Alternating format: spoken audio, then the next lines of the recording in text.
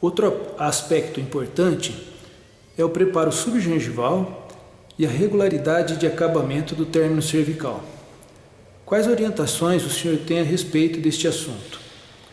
Bem, quando nós falamos em extensão do preparo, subgengivalmente, nós temos que fazer algumas considerações. E essas considerações vêm do aspecto, primeiramente, nós devemos levar o preparo subgengival quando há o envolvimento estético, como um fator condicionante para a extensão subgengival do preparo. Um outro aspecto que nós temos que considerar é quando nós precisamos aumentar em retenção e aumentar o nosso preparo, nossa altura do preparo, aí nós vamos ganhar às vezes meio milímetro até 1 milímetro fazendo uma extensão subgengival do preparo, uma vez que em dentes com coroas clínicas há uma dificuldade maior em termos de ganhar retenção. Então uma forma seria levar subgengivalmente quando também se trata de uma coroa clínica curta. E nós temos também que considerar que um fator determinante é a presença de uma lesão, ou mesmo quando uma reconstrução coronária é de envolvermos, mesmo que precisamos atingir essa área subgengival, se tratando de reconstrução coronária, ou mesmo quando a lesão está presente, uma lesão cariosa, está presente, é fator determinante a extensão subgengival, uma vez que a lesão já se localiza subgengivalmente. O que nós temos que ter em mente também é considerar a distância biológica, analisando para que não é somente estender o preparo subgengivalmente, mas analisando se nós temos condição para fazer uma extensão subgengival sem comprometimento da distância biológica.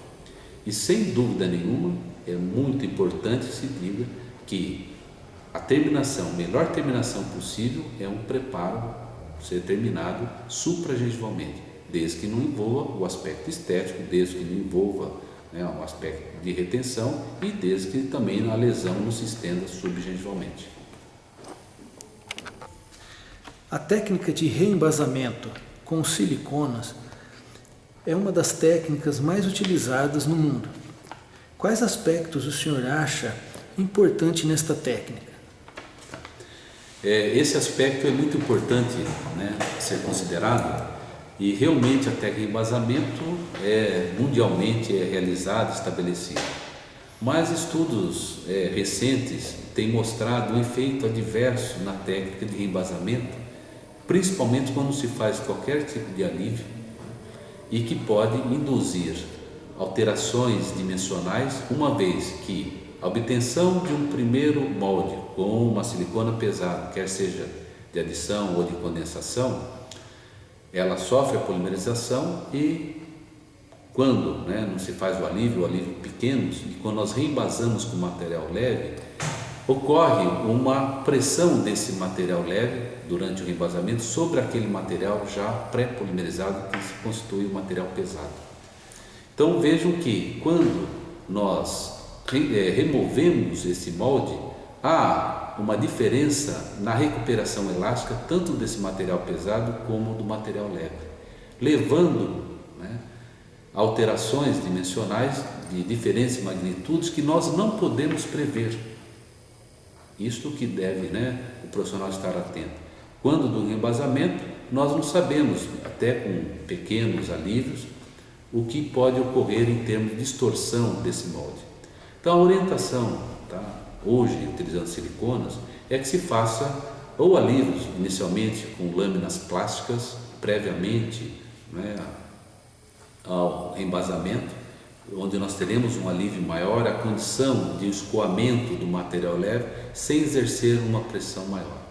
Mas eu, pela experiência que tenho em termos de técnicas de moldagem, prefiro, quando da necessidade de utilizar siliconas de condensação ou adição e fazer depois a moldagem, a complementação da moldagem utilizando material leve, é de fazer a técnica simultânea, onde nós levamos material tanto pesado como leve para sofrer a polimerização diretamente junto à cavidade oral, levando-se o material leve junto ao preparo cavitário e depois levando a moldeira carregada, pode ser uma moldeira de estoque, para que possamos tomar a impressão e obter um molde, e assim nós teremos de forma paralela essa polimerização tanto do material pesado como o leve, de forma simultânea, sem alterações significativas nesse comportamento viscoelástico do material.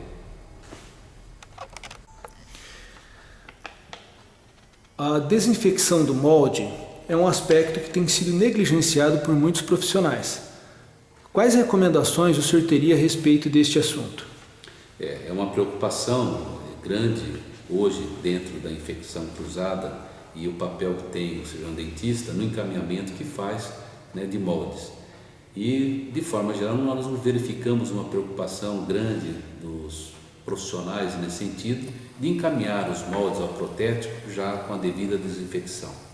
E é importante esclarecer, e vários estudos têm demonstrado, que não há efetivamente alterações significativas no molde que são desinfectados para serem encaminhados aos protéticos.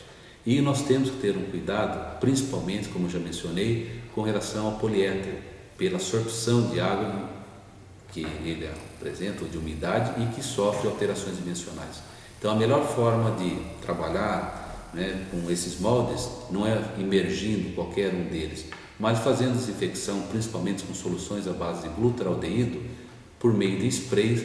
Nós vaporizamos sobre a superfície do molde, colocamos dentro de um envelope plástico e fazemos o encaminhamento.